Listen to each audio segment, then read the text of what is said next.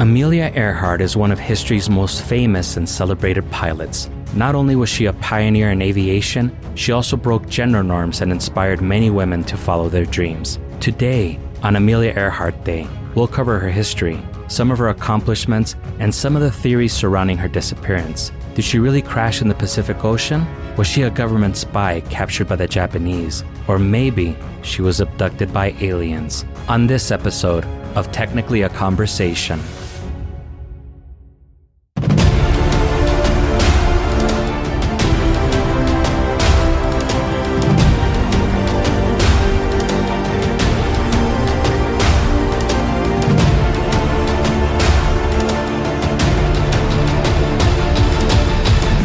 Greetings, you're listening to Technically a Conversation, a podcast where we share an interesting topic or story with each other and hope you find it interesting as well. I'm one half of your host, Jose, and I'm joined today by my lovely co-host, Elena. How are you doing today? I'm doing great. How are you? I'm doing great also. Super glad that the three of us got to hang out for our podcast with stories, the true and the fictional, and our 2-year anniversary show. They were a lot of work, but I hope that everybody enjoyed them. Did you have fun? Oh, yeah, it was tons of fun. It was a very interesting story that they shared. Yeah, it was. I had never heard of that.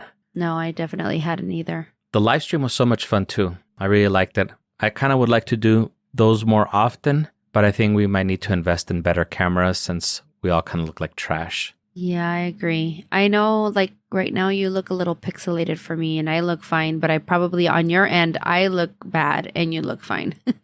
Well, I look a little pixelated to begin with, so it might be accurate. No.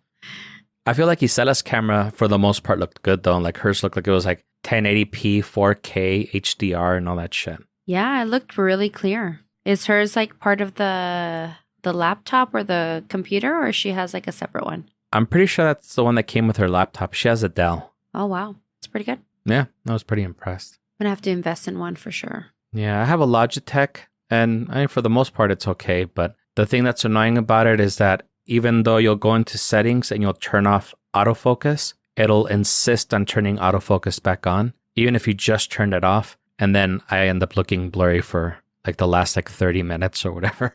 Yeah. Well, right now, like one side of your face is blurry and it looks like you're a little tuerto on one eye. Maybe I'm having a stroke and I don't even know it. Oh, no. Please don't say that. Enough fucking around, Elena. Ready to get started? Ready. Great. Let's get started.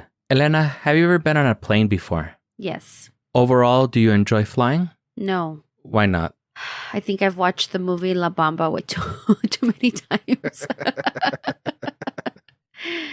I don't know. I just don't like to feel like somebody else has my life in their hands in a big old freaking plane up in the sky. I don't know. It's just too many variables for me. I don't like it. Same. I also have watched La Bamba too many times. And I also remember that Twilight Zone movie where that monster like rips that fucking plane apart. I don't remember that one.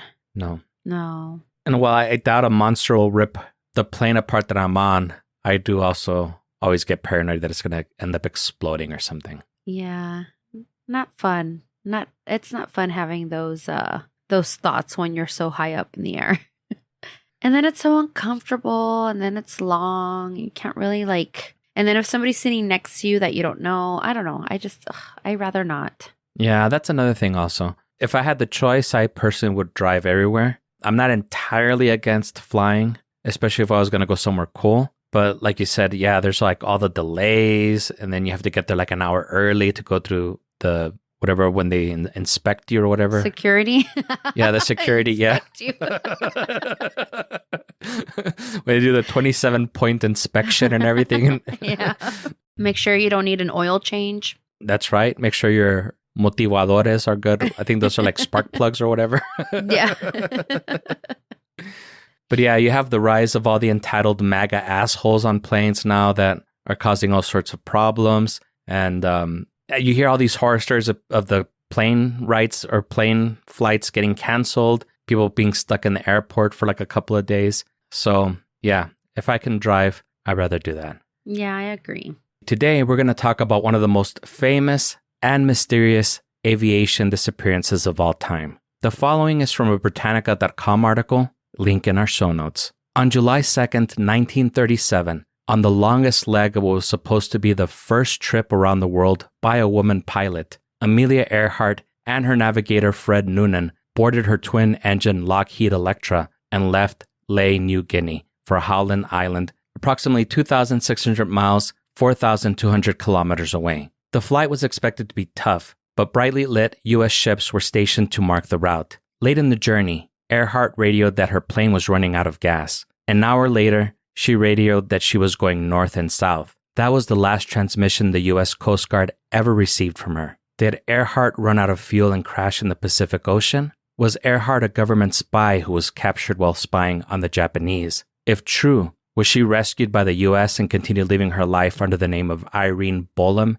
in New Jersey? Was she abducted by aliens? Let's go ahead and examine these theories and what might have really happened. But first, Elena, are you familiar with Amelia Earhart? Of course, this is one of my favorite conspiracy theories, although you didn't touch on the one that I thought was like the most popular one, was that she disappeared in the Bermuda Triangle. Or I don't know why a lot of people think that. Yeah, she was nowhere even near the Bermuda Triangle when she disappeared. She wasn't, I know, but that's so weird that is something that I grew up learning. Was that not something that you remember learning? When I was doing the research, I kind of did think that. But, again, seeing just where she was, I was like, okay, I think that was like a false memory or something. I definitely do remember hearing the one about being abducted by aliens. And I'll actually talk about that one a little bit later. Well, and it's not a false memory because, and I think it has to be a Mandela effect, honestly, because I was listening to other podcasts about the Amelia Earhart disappearance. And I remember like them also stating the same thing, like what happened to the whole Bermuda Triangle theory or whatever. And I was like, yes, exactly. What happened to that? I think it's a Mandela effect.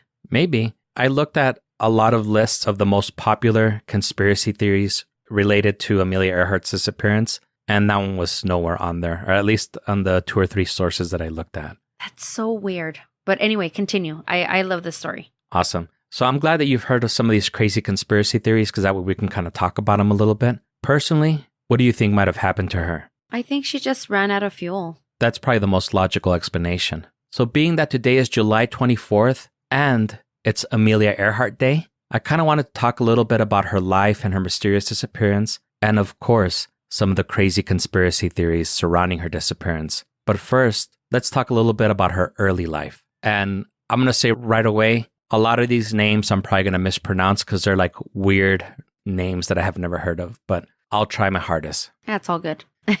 Go for it. Amelia Earhart was born on July 24th, 1897 in Atchison, Kansas. Her father was a railroad lawyer who struggled financially due to his alcoholism. Her mother came from an affluent family. When her grandparents died and her mother received her inheritance, Earhart was able to attend Algon's School in Rydal, Pennsylvania. Earhart dropped out of college in 1918 after visiting her sister in Canada and became a nurse to care for wounded World War I soldiers in Toronto. After the war, Earhart briefly entered the pre-med program at Columbia University in New York, but at the insistence of her parents, left to join them in California. She took her first airplane ride in 1920 and was inspired to take flying lessons. She bought her first airplane, a Canadair Airster, in 1921. And I was really curious about what this airplane looked like, and it looks exactly like the way that you might be picturing it, but cheaper. I'm amazed that it even flew, actually. It looks like a mix between an old-timey warplane and something out of like the Wright brothers or some shit. It doesn't have a windshield or dome or anything. So I guess you have to put on some goggles and make sure you keep your mouth closed to keep the bugs out of your mouth or something. In 1923, she got her pilot's license, and a few years later, she moved to Boston to become a social worker at the Denison House, a settlement home for immigrants. Boston. In Boston. Boston's NPR. Sorry, every time I hear Boston, I always want to say that. WGBH in Boston. Boston's NPR. There you go. In April of 1928, some promoters selected her to be the first woman to fly across the Atlantic Ocean, and on June 17th, 1928, she departed Trepassey, Newfoundland, Canada, and arrived at Bury, Port Wales the following day. However, contrary to what you might think, she was only on the plane as a passenger and not the pilot. The pilots of the plane were actually Wilmer Stoltz and Louis Gordon. This didn't really sit well with Amelia, but in spite of that, this made her an overnight international celebrity and wrote a book called 20 Hours, 40 Minutes that same year and went on a lecture tour throughout the United States. 20 boring hours and 30 minutes with a couple of guys. Just kidding. 40 minutes, yeah. Oh, but 40 minutes. Imagine 20 hours and 40 minutes of listening to dick and fart jokes the whole way over there. Yeah, I'm sure. I mean, if they were talking, because again, they didn't have a windshield, so. Oh, that's true. And actually, I don't know what kind of plane she was on this one. They might have had a windshield on this one. Oh, okay. But I mean, they didn't even have Instagram, so that she could do like the doom scrolling or anything, you know? So yeah, that would have been a very boring 20 hours and 40 minutes. Yeah, I know. 20 hours. Yeah, I just, it's just funny that the name of her book is titled How Long She Was fucking stuck on that flight for.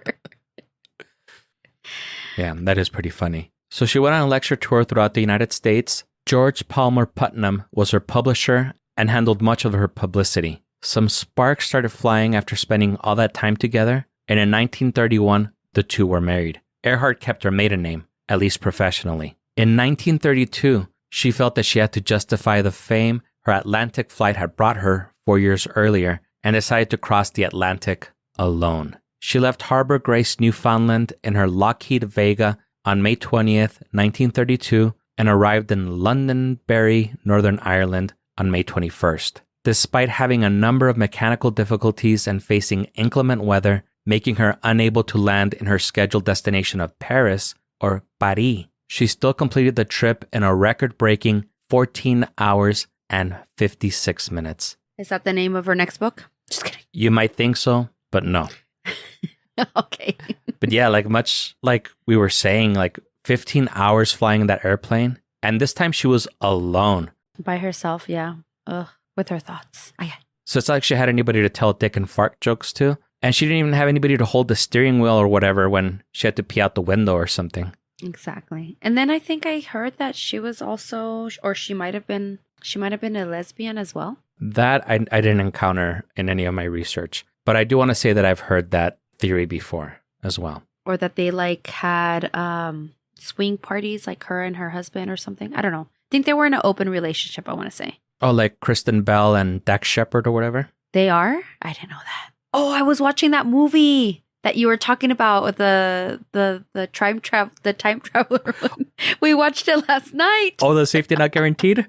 What did you think about it? Yes. It was cool. I liked it. Yeah, I really liked it too. Did you see the old guy at the post office? The guy that went to go pick up the mail? Yes, I did. Oh, so that was the guy that you were saying? Yeah, that was Silveira, the guy that actually wrote the classified ad where all of this blossomed out of. Oh, okay. Yeah, I do remember seeing that guy, yes.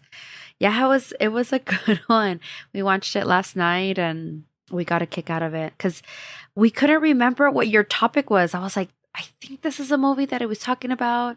And I couldn't remember what your topic was. And I was like, oh, I don't know. Let's just play it. And then when they played the ad, I was like, this is what he talked about. I don't know why both Antonio and I could just not recall what the topic was of the on the live. But yeah, once I saw that ad, like it just all clicked. And yeah, it was a good movie. I really liked it, especially the ending. Yeah, the ending was really good. And much like me, my topics are also very unmemorable. So don't feel bad for not remembering.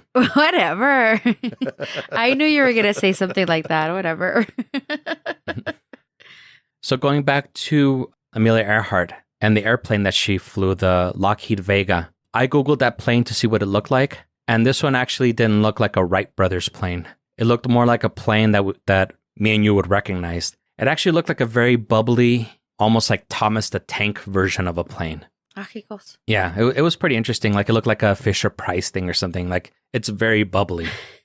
Okay. It didn't look like super aerodynamic at all or something. Like, it looks like something like you would imagine Mario flying, and then he's like throwing like the turtle shells and shit like off of the airplane or something. I don't know. Oh, yeah. It looks very cartoony. And you were wrong. Her book was not called 14 Hours and 56 Minutes. It was actually called The Fun of It, in which she wrote about her life and interest in flying. So she had more fun on her own than a couple of guys. A couple of bros. On a 20-hour flight.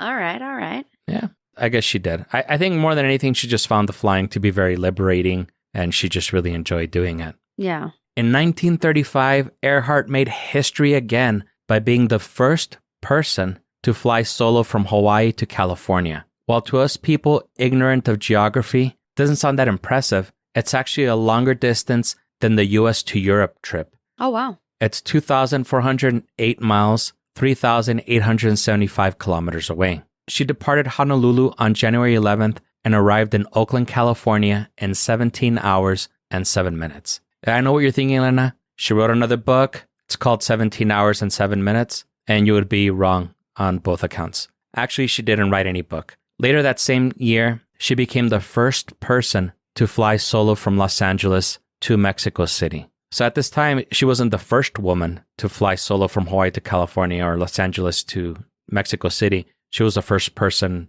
period. Yeah, nice. In addition to all her accomplishments flying, she was a notable feminist who encouraged women to reject social norms and pursue other opportunities, especially when it came to aviation. In 1929, she founded the 99s, an organization of female pilots, and served as its first president. The name 99s comes from the first 99 charter members, but membership was immediately open to other women who became licensed pilots. I got 99 problems, but ain't one. Or 99 ways to die for Megadeth.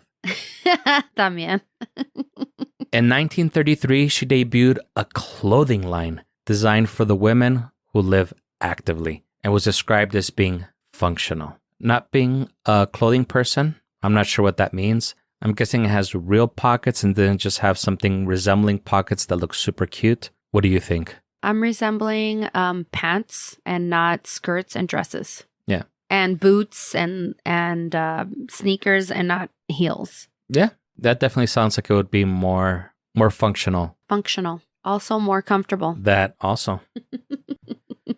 So far, what do you think about Amelia Earhart and all her accomplishments? Oh, I really admire her. Like I said, I've listened to a lot of podcasts about her story just because her story is just very interesting. And she definitely was a pioneer in her time, not only because she was a woman, but just because of what she was doing at the time. Yeah, definitely. I'm kind of surprised that we haven't covered her yet. I was like, oh, well, we still haven't done Amelia Earhart. And same, she's also a favorite of mine. So I'm glad that we're getting to cover her now. Yes. So now that we got all the boring stuff out of the way, let's talk about her disappearance and the conspiracy theories after we return from this quick commercial break.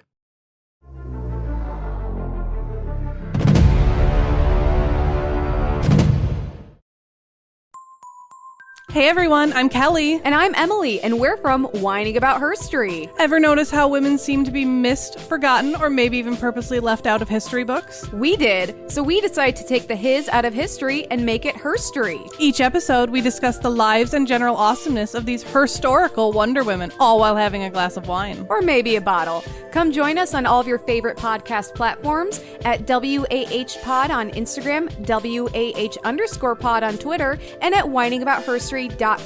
Remember, that's no H or E in whining. See you soon. Cheers!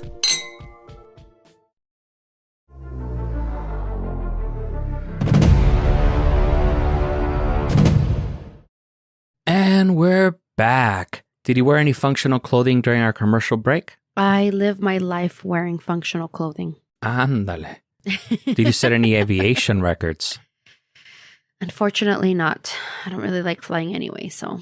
I'm right there with you. So like we were discussing, it sounded like she had a lot of firsts and was a great role model for women during her time. I also feel like she paved the way for a lot of women career-wise, especially when it came to smashing gender norms. All right, so now that we got the history part of the way, let's talk about her disappearance and the conspiracies that surrounded that. Like I mentioned at the beginning of the show, she took her last flight on July 2nd, 1937, going from Lae, New Guinea to Howland Island. The thing about this, though, is that the actual flight had started in Miami on June 1st. So when Earhart and Noonan arrived in New Guinea, they had already flown 22,000 miles or 35,000 kilometers over the course of a month. The plane was believed to have gone down about 100 miles or 160 kilometers away from Howland Island. An extensive search was done to try to locate Earhart and Noonan, but the operation was called off on July 19th, 1937, when they were declared lost at sea. Since no bodies or airplane wreckage were ever found,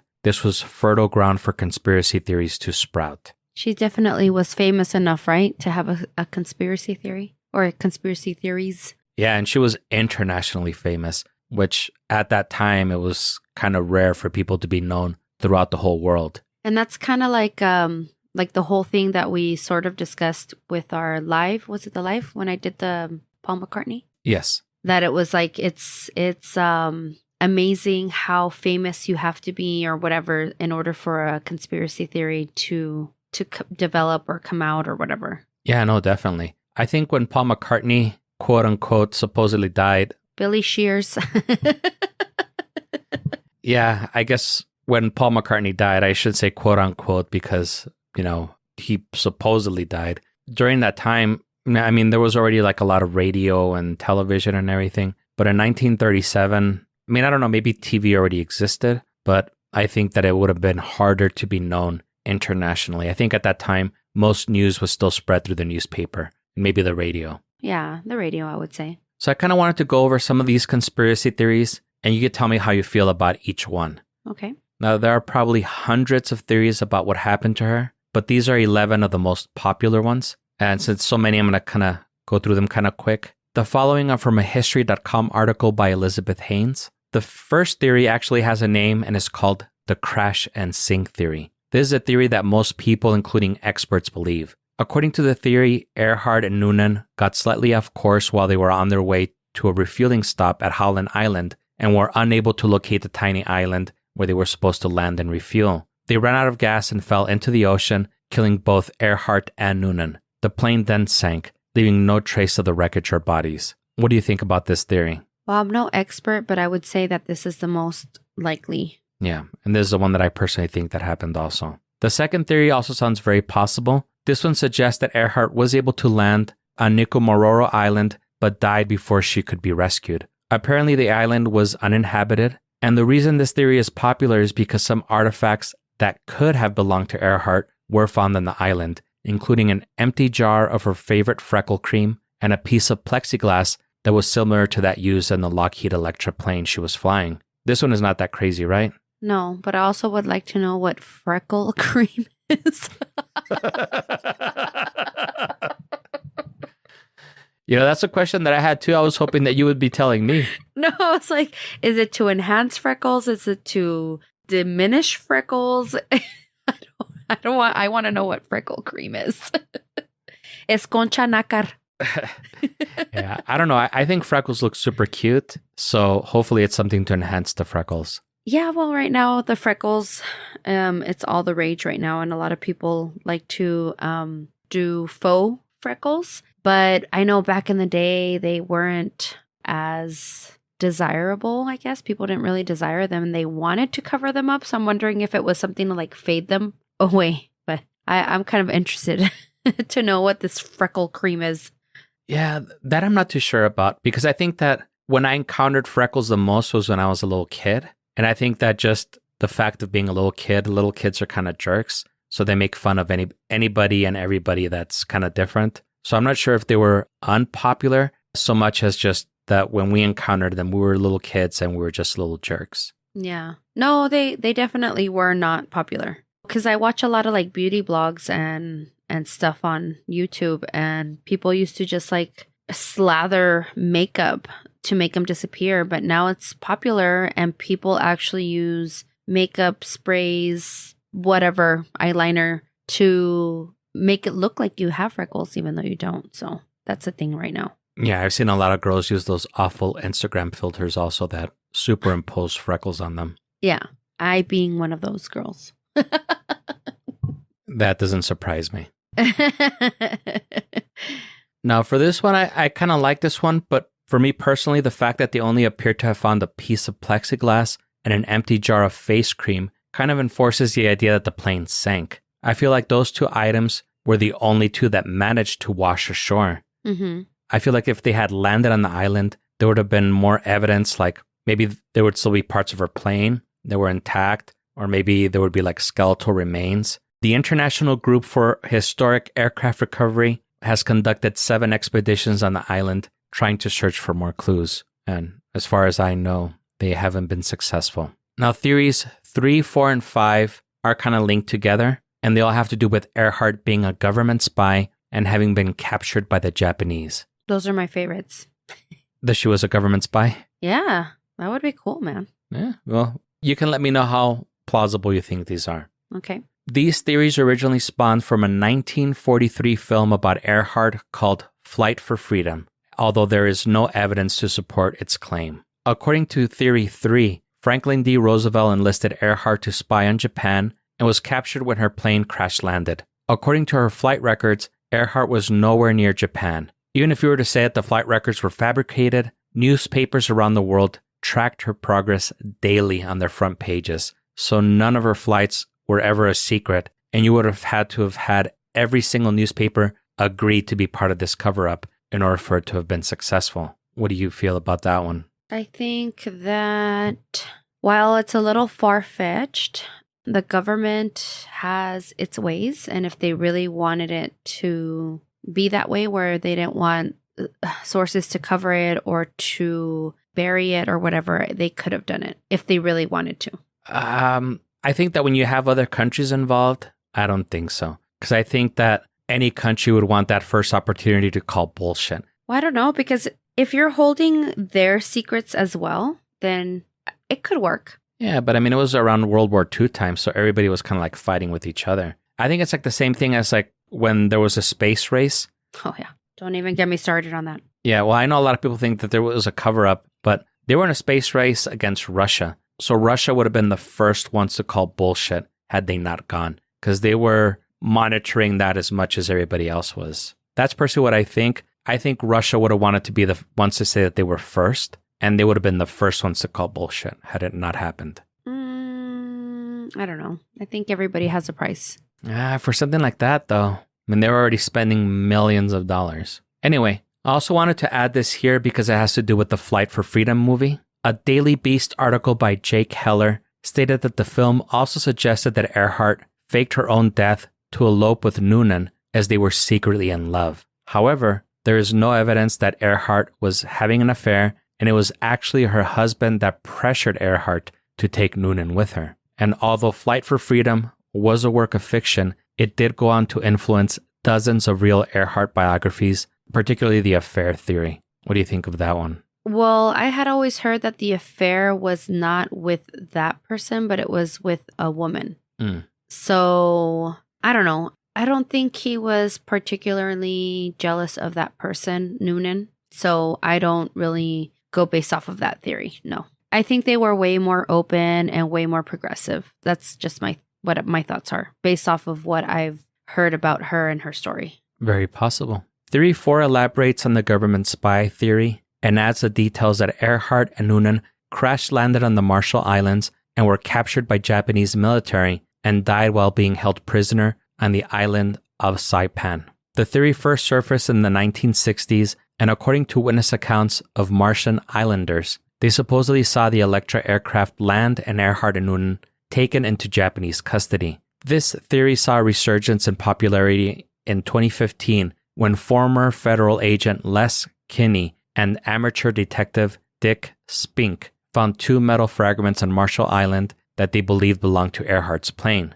A team of investigators led by former executive assistant director of the FBI, Sean Henry, announced in 2017 that they discovered a photo that had been buried in the archives for nearly 80 years that might depict Earhart and Noonan and was allegedly taken down after their disappearance. This inspired Kenny to scour the archives for records related to Earhart and uncovered a photo from the Office of Naval Intelligence that shows a ship towing a barge with an airplane on the back. Kenny believes the airplane to be Earhart's Electra and that 2 of the people seen on the dock in the picture are Earhart and Noonan. Okay, where are these photos though? That last one of the naval intelligence, it showed a ship towing a barge with an airplane on the back. That one was just recently released, maybe like in 2018 or something. Okay. And I saw the picture, and the people that are shown there on the dock, at least the one that I looked at, the people were so far away that it was hard to make out any details that would suggest that it was Earhart and Noonan. Right. But it looks like an old photo, or it looks like somebody's trying to like doctor it to make it look like an old photo. No, I don't think there's any dispute about it being a legitimate photo. I think where the dispute is whether that's actually Earhart and Noonan, or whether it's just like some random picture that was taken and then just people trying to make this theory a thing, are seeing too much into it. Okay. So yeah, the picture is definitely legit, but whether that's actually Earhart's Electra and whether Earhart and Noonan are part of the crowd, that's a different story. Right. Okay. In Theory 5, Earhart doesn't die on Saipan Island, but instead was found at the end of World War II in Japan by U.S. forces and is secretly repatriated to New Jersey and given a new identity and took the name of Irene Bolam and became a banker. This theory was first published by Joe Class in a book called Amelia Earhart Lives in 1970. When Irene Bolam heard about the book's claims,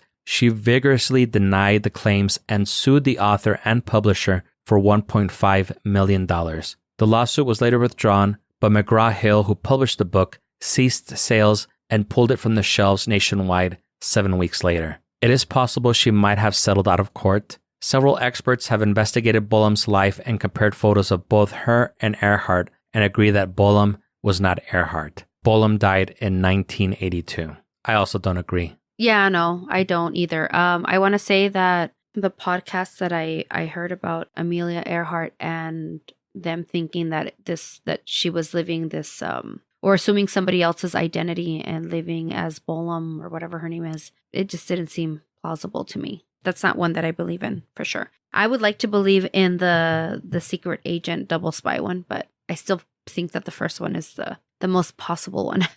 Well, I still got a couple more secret agent double spy ones. Okay, cool. But before we get to that one, Theory 6 first came out in a 1977 book called Lonely Vigil, Coast Watchers of the Solomon Islands. According to this book, several soldiers reported seeing Earhart working as a nurse in 1943 during World War II on Guadalcanal in Solomon Island. However, the person they likely saw was Merle Farland, a nurse from New Zealand who was said to resemble Earhart. Farland was the only woman among the troops, and it is believed that the reports of her being Earhart were spread by soldiers suffering from hallucinations brought upon by malaria and other diseases. Yeah, that seems pretty possible. So do you think that one might have been Earhart? No, I think it was just a lookalike and that they were suffering hallucinations for sure.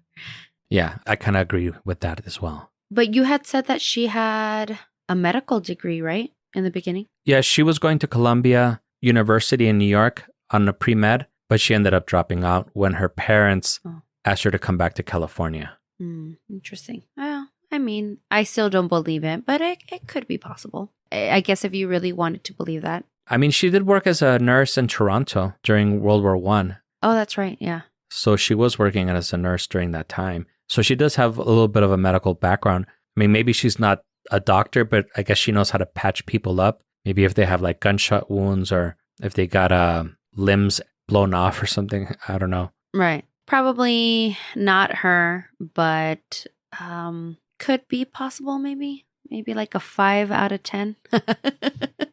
50-50.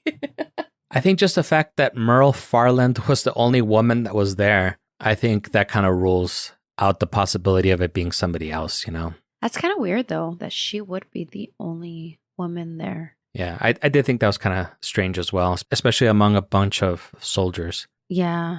Who knows? Okay. What's the next theory? Theory 7 states that Earhart crashed on New Britain Island. This was first started by an Australian Army corporal who found an aircraft with a Pratt & Whitney engine, which was also the engine on Earhart's plane. However, New Britain Island is 2,000 miles away from where Earhart radioed that she was running out of gas and wouldn't have possibly made it to that island. Also, many planes of that era had Pratt & Whitney engines. So Yeah, I totally don't buy that one. No, me neither. Let's get to the aliens. No, just kidding. That's my favorite one. That's the one that I want to talk the most about.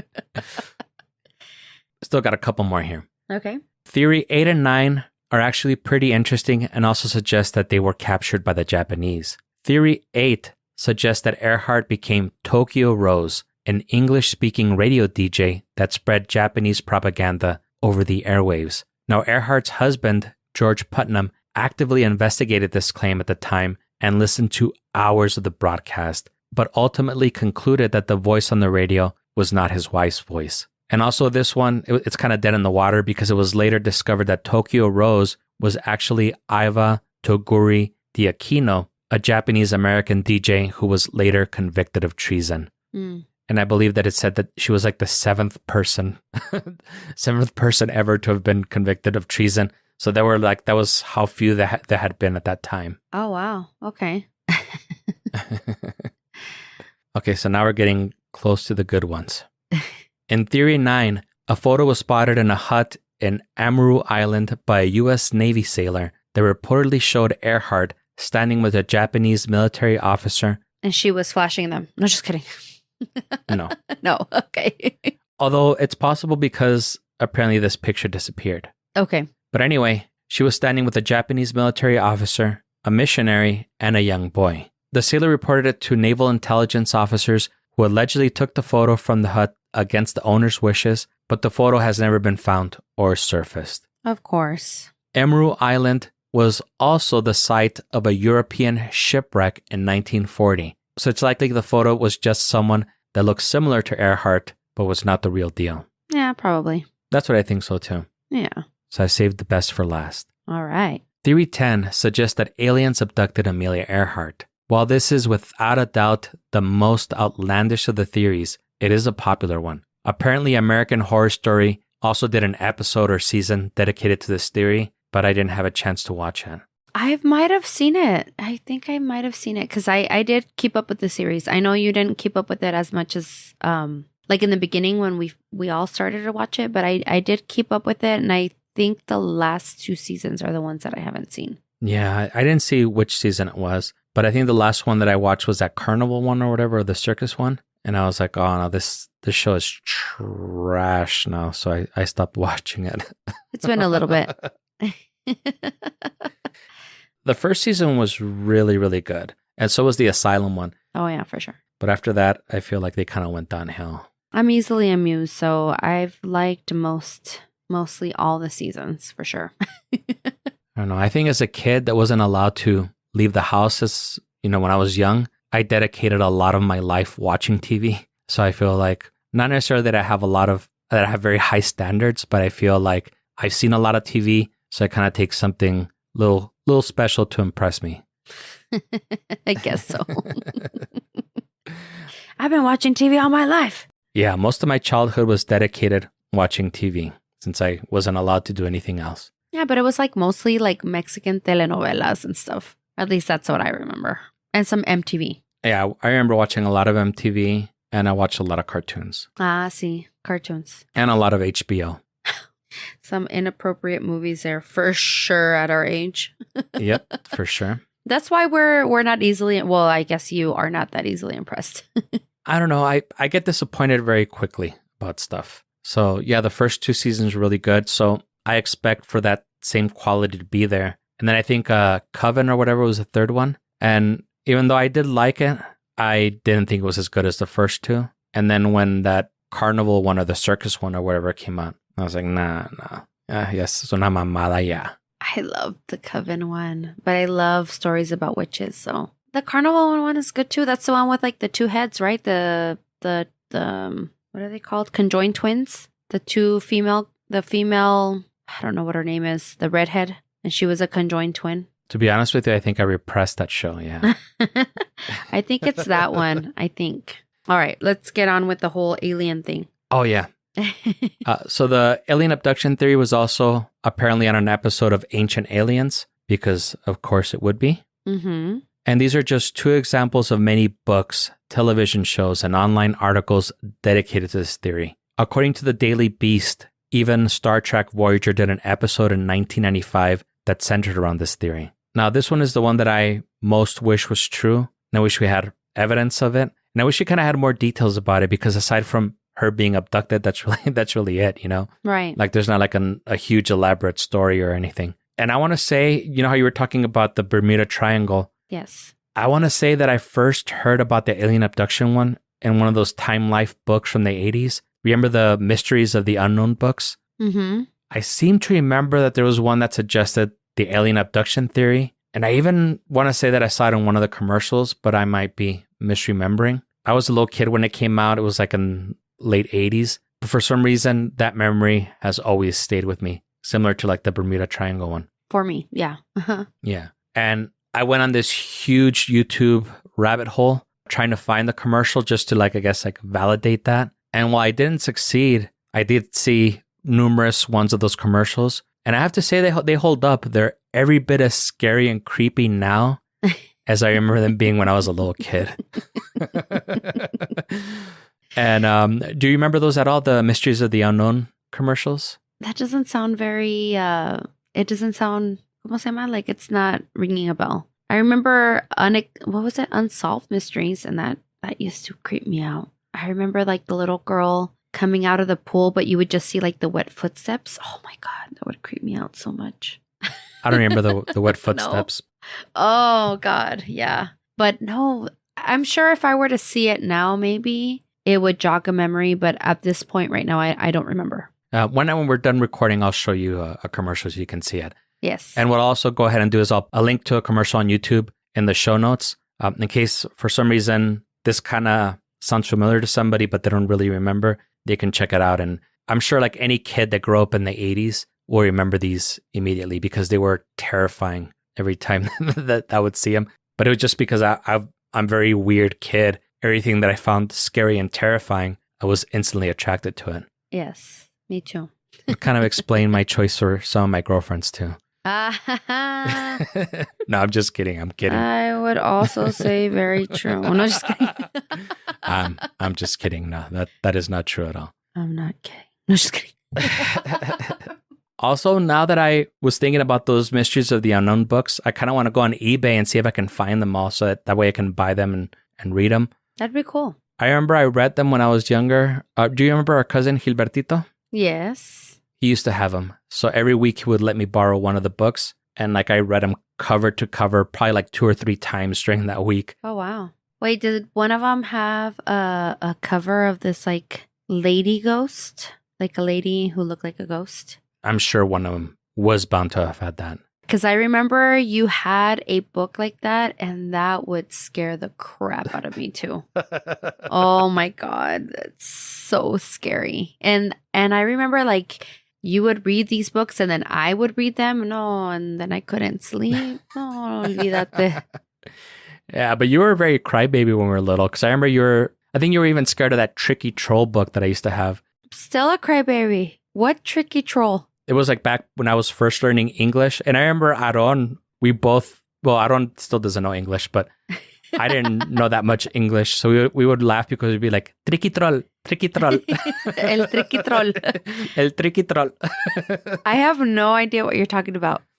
No. You'll have to put a picture of that too. I'll see if I can find it because that book was like way before my time, I feel. And I don't know how we acquired this book, but I just remember one time seeing it. And I was like, ay, güey, el tricky troll, mira. Tricky troll. El tricky troll. Yeah. Well, if it was a troll and he looked freaking gross, I'm sure I was scared of it. I don't remember 100% what it looked like, but I remember, remember David the Gnome? Yes. I kind of remember him being like that, but he was like a thin, taller version of David the Gnome. So he had like the little hat. And he had like a red beard, and he was kind of like jumping and then like hitting his feet together, like while he was in the air or something. Oh my God, you're like activating a memory, like verbatim describing him. No, you're like verbatim explaining him. I don't know if you could see him. Oh, you found it? Yes, that's Tricky Troll. That is totally what you said it was. Yeah. Well, maybe he looks a little bit less like David the Gnome, but yeah, I remember him jumping in the air, kicking his feet together, and Looking kind of dorky. Okay, it does look a little. It does look a little familiar. El tricky troll. Oh El my tricky god, troll. I'm fucking crazy. Send that shit to Aaron. And yeah, I'm I sure will. he's going to start laughing. He's like, el pinche tricky troll. Se lo va a mandar a ver qué dice. All right, and then you're like, wait, that was a major tangent right there. Yeah, that's pretty much it. What are your final thoughts on Amelia Earhart and her disappearance? My final thoughts are still with my first thought, which is that they ran out of gas and just fell in the ocean somewhere. And maybe some of her stuff washed up somewhere, some island. Yeah, that's the same. I believe a little bit of one, a little bit of two. And I also think that it's great that we're releasing this episode on Amelia Earhart Day. It's not often that we get to cover a person and the episode comes out on their holiday. I know, that's so cool. I didn't even know it was coming up. She's been on my list for a while, and I always like to check the calendar for the date that this podcast comes out to see if I can tie it into anything. And I was like, oh shit, it's Amelia Earhart. I've been wanting to do an episode on her for a while. Now is a good time to do it. Well, that's cool. I'm glad you got to cover it, because if not, I probably would have. Yeah, I think you and I tend to think very similar. Yes. And on that high note, we hope that you enjoyed the show and you join us again next week. If you're enjoying the show, leave us a review, tell a friend, and subscribe wherever fine podcasts are sold. Yeah. Follow us on the socials at GreetingsTAC, email us at greetingstac@gmail.com, or leave us a voicemail at 915-317-6669 if you have a story to share with us. About the time you saw Tricky Troll, and guess who replied back to me? Aaron Ser, jajaja, ¿te acuerdas cómo nos reíamos esa vez por el puro nombre? Que se nos hacía bien chistoso ese nombre. Yeah, I remember I think I peed my pants from the laughing. I was laughing so hard. But I was maybe 6, if that old, I was really little. So for those of you who don't know Spanish, basically he's just saying that, do you remember laughing at the name? Because we just thought the name was so funny. Basically, that's what he said in pocas palabras. Ay, ay. Yeah. So you don't have to share those type of stories, but you can also share with us what your favorite Amelia Earhart conspiracy theory is. Do you also remember her being caught in the Bermuda Triangle? Write in. Call us up. For sure. We want to hear your stories.